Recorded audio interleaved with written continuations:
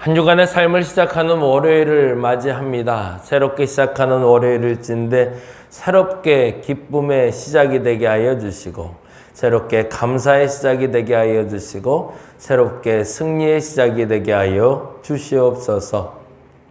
어려운 발걸음을 해야 될 사람들도 있고, 힘든 사람들도 있고, 어려운 사람들이 있고, 불편한 사람들도 있지만 그 모든 것이 역경이고 극복이 기회가 되게 하여 주옵시고, 그로 말미암아 하나님께 영광 돌리는 한 주가 시작되게 하여 주옵소서.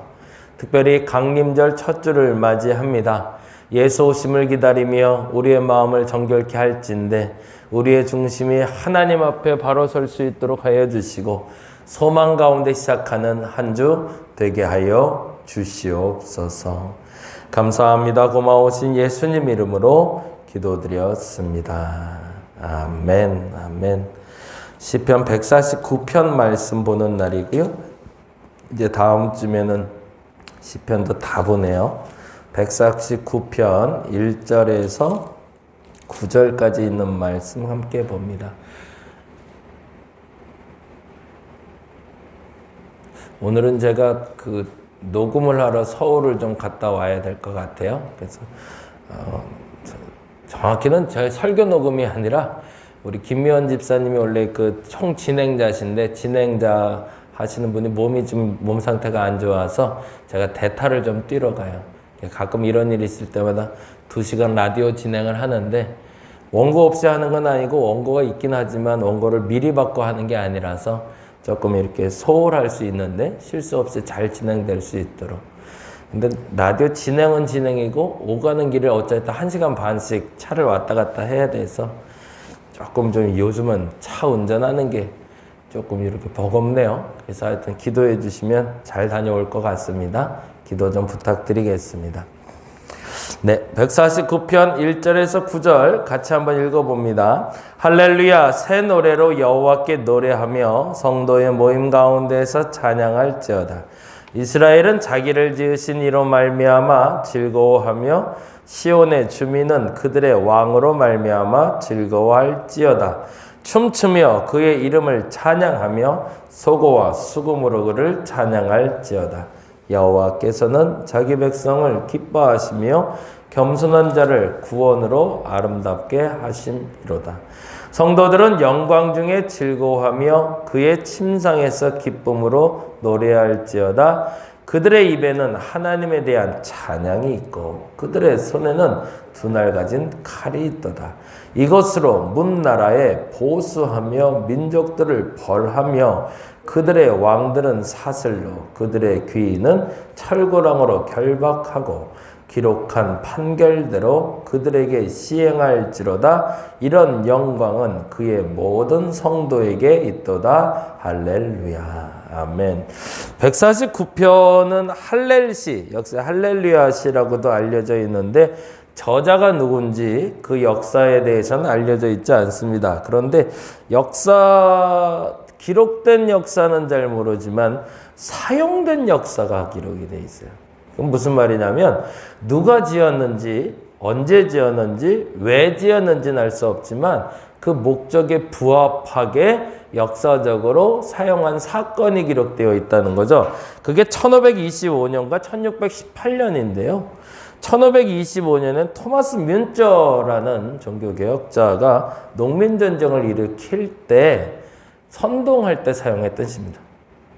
그리고 또 하나는 1618년부터 1648년까지 30년 종교전쟁이 있었는데 그 종교전쟁을 시작할 때 카톨릭하고 그리스도교, 개신교의 싸움이었거든요. 근데 그 싸움에서 카톨릭 왕들을 독려할 때, 싸움에 나가게 할 때 사용했던 시가 바로 이 시입니다. 전쟁의 시라고 보면 되겠죠. 전쟁을 일으킬 때 전쟁의 주군이 되는 우리의 군인이 나가서 다른 군인들을 이기게 독려하는 시, 이렇게 보시면 훨씬 이해가 쉬울 것 같습니다. 자의적인 해석을 하자면 제 개인적인 신앙에서는 사실은 성도는 세상과 싸우는 게 아니다라는 주의가 저는 강하기 때문에 조금 불편한 시이긴 해요. 악령과 싸운다, 악한 영과 싸운다. 물론 틀린 얘기는 아니지만 우리가 걔들하고 싸울 필요가 있을까 싶을 정도로 굳이 하나님은 더 강하신 분이니까. 제 개인적인 소견은 그렇거든요. 하나님의 크심이 악령의 큼보다는 비교할 수 없을 만큼 강하다고 저는 보거든요.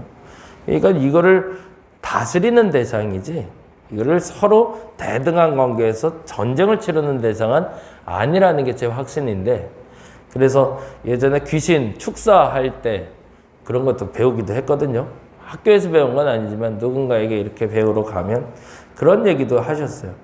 어느 목사님들 보면 귀신을 데리고 이렇게 대화하는, 너 몇 살이야? 어디서 왔어? 넌 누구야? 자꾸 물어보는 목사님들이 있는데 그거 다 보이기 위한 거다 라고 저한테는 가르쳐 주셨어요. 그거 다 보여주려고 하는 짓이고, 우리 걔네들하고 무슨 대화가 필요하냐.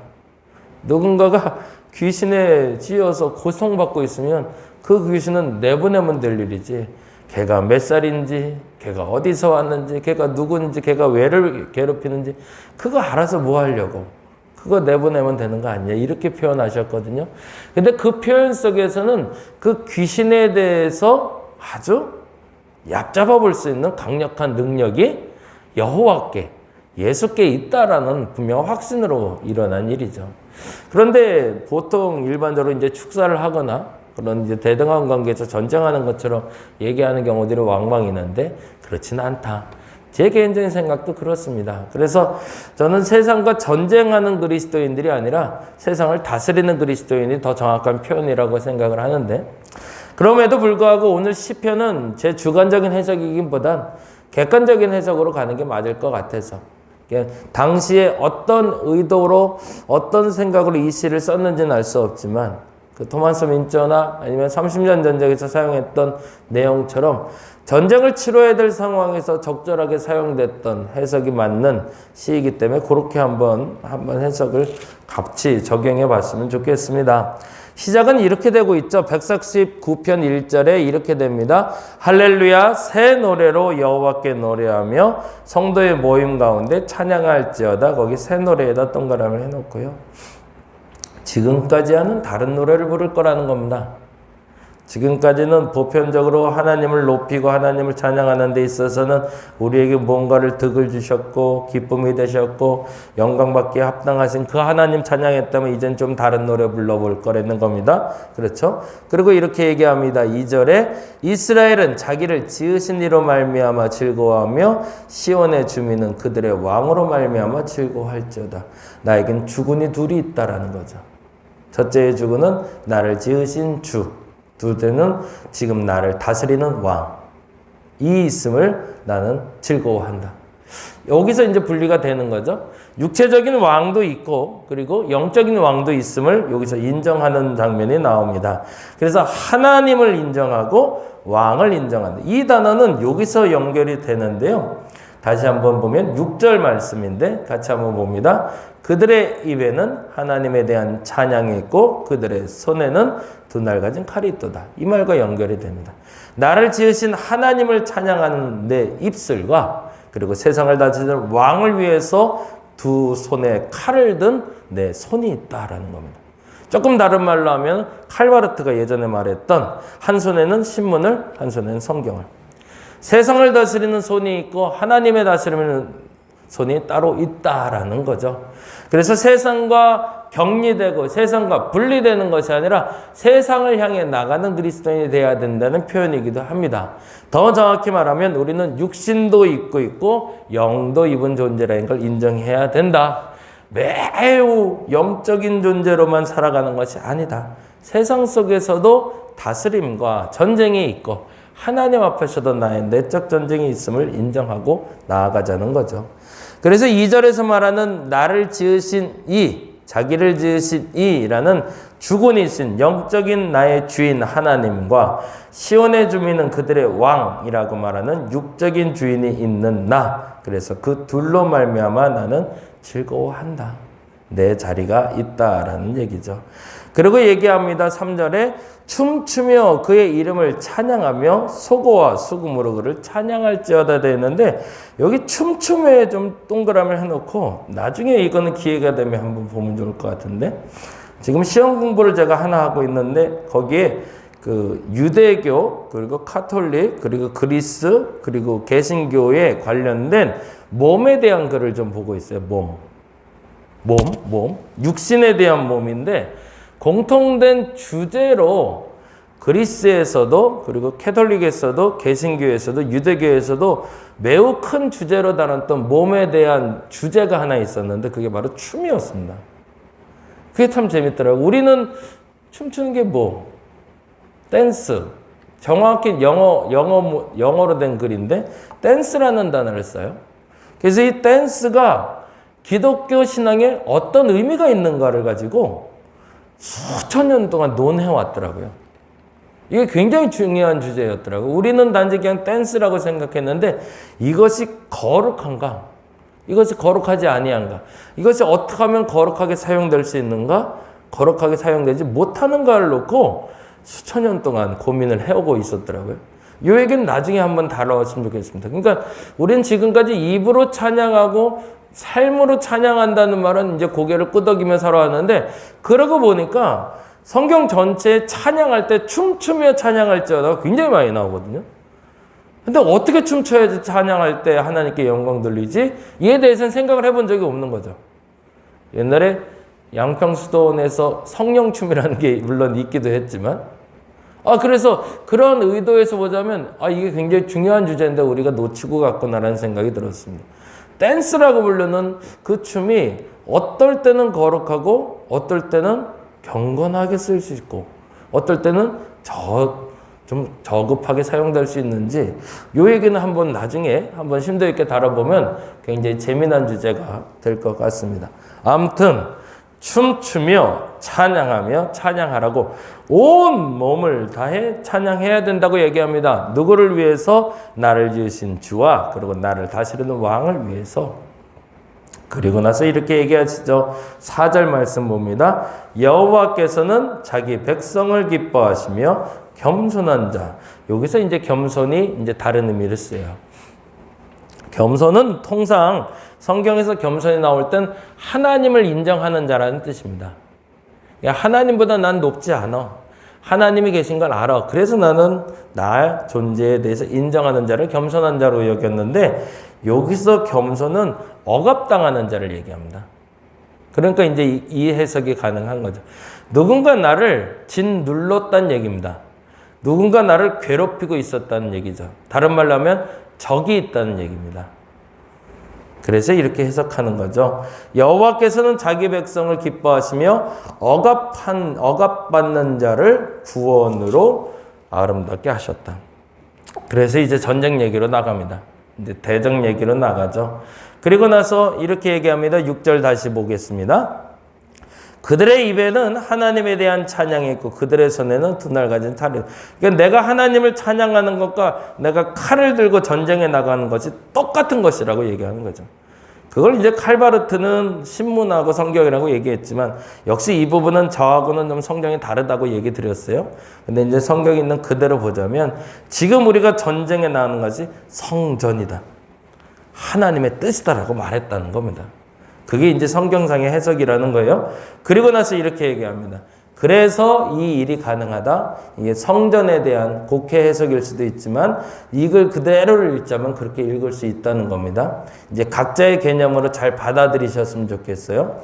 그래서 내 손에는 칼을 들고 있고 내 한 손에는 하나님의 찬양을 들고 있는데 그것으로 무엇을 하느냐? 7절에 이렇게 되죠. 이것으로 문 나라에 보수하며 벌하며라고. 그 칼이 찌르고 자르고 부수는 것이 그 나라들을 다시 온전하게 만드는 데 사용될 것이라는 거죠. 전쟁의 도구를 얘기하고 있는 게 맞죠. 있는 그대로 보자면. 있는 그대로 보자고 계속 말씀드립니다. 그냥 이걸 자꾸 곡해하거나 그냥 다르게 자꾸 해석하려고 애쓰지 말고 있는 그대로 보자고 했어요. 그래서 칼을 들고 있는 내 손과 내 입을 통해서 세상을 보수하고 세상을 벌할 거라고 얘기합니다. 이게 전쟁에 승리한다는 표현이겠죠. 그리고 심지어 이렇게까지 표현합니다. 8절에 그들의 왕들은 사슬로 그들의 귀인들을 철고랑으로 결박한다. 포로로 잡는다는 얘기죠. 그리고 이렇게 얘기합니다. 9절 기록한 판결대로 율법대로라는 거죠. 율법대로 그들에게 시행할지로다. 그래서 그들을 벌하고 그들을 결박하고 그들에게 승리를 쟁취하는 것, 그런 영광이 그의 모든 성도에게 있다고 시편은 얘기합니다.